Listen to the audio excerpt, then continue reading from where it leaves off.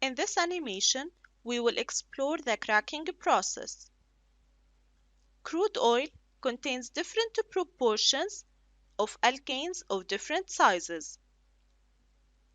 This means that different quantities of the fractions are obtained from the fractional distillation of crude oil.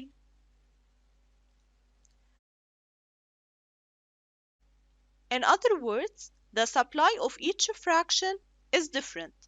The demand for each fraction is different as well. We can notice that there is a big difference between the supply and demand of gasoline and naphtha. So the supply of gasoline and naphtha is less than the demand.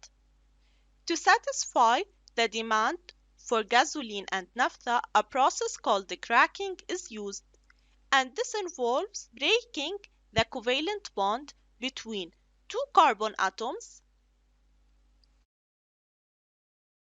in a large alkane.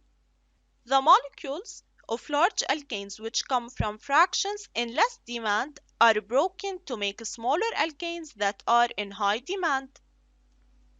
The reaction also produces compounds from another family of hydrocarbons, which is called the alkenes, which are used to make polymers such as polyethylene.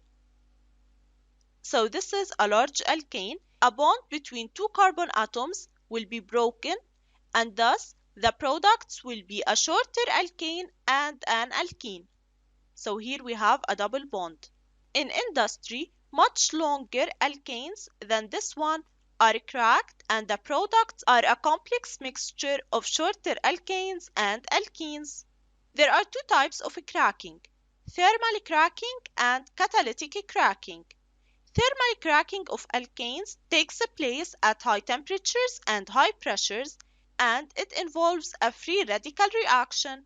On the other hand, catalytic cracking takes place at a low pressure and high temperature in the presence of a zeolite catalyst.